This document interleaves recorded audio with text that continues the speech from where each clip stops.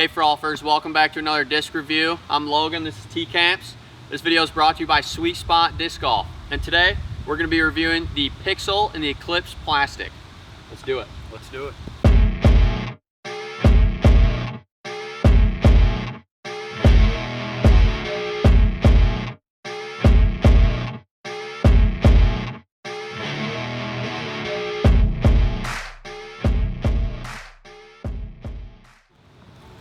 How did you feel throwing that for the first time? Did you like it? Coming out of the hand, the first throw, I let it go on hyzer, stayed on hyzer the whole way. Yeah, it's a disc that when you throw it hard, it'll hold. For sure. It'll hold. For sure.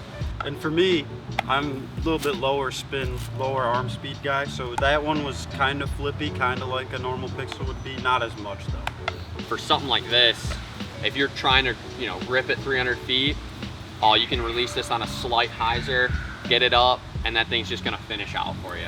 People are gonna love that disc. Yeah. There's no doubt about it. With the putters, you really have to have them spinning, out of the hand to do what you want them to do. And for me, I almost think, because that flight plan that they're showing is just dead straight with that little bit of turn at the end. And honestly, to get that disc out of your hand to achieve that flight plan, truly I think you're on a little bit of a hyzer. Definitely. For me, anytime that I was throwing it flat, I almost got a little anhyzer and then coming back and finishing at the end. For me personally, what do you think about it? I would say when I threw it flat, it probably had about -1 turn. Yeah. And probably, I'd say it faded back a little bit more than a 0.5.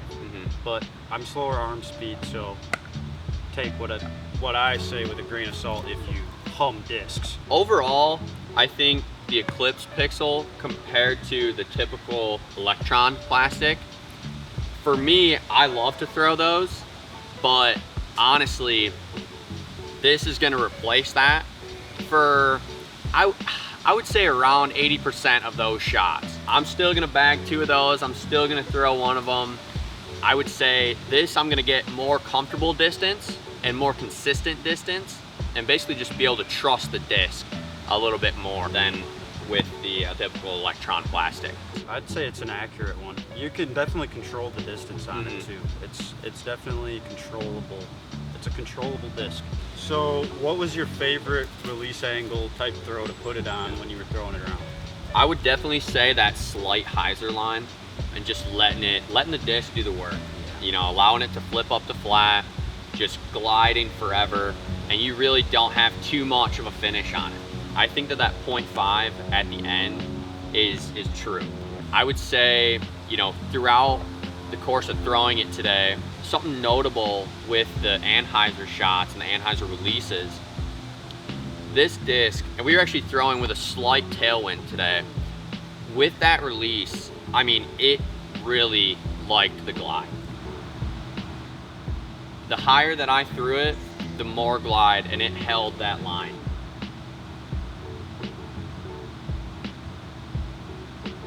On the more extreme hyzer lines, I mean the same thing.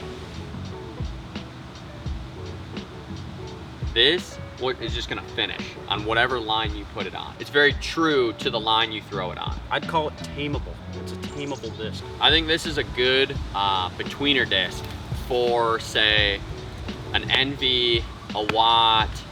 I mean, it's somewhere in the middle of those two. Your NV always gonna kind of finish for you, and then your Watt typically gonna end up finishing to the right. But this is gonna be in my bag for sure. Yeah, I might have to bag one too. I would say if you like putting with premium plastic, I would pick one up as well. I mean, they feel amazing in your paws. Amazing.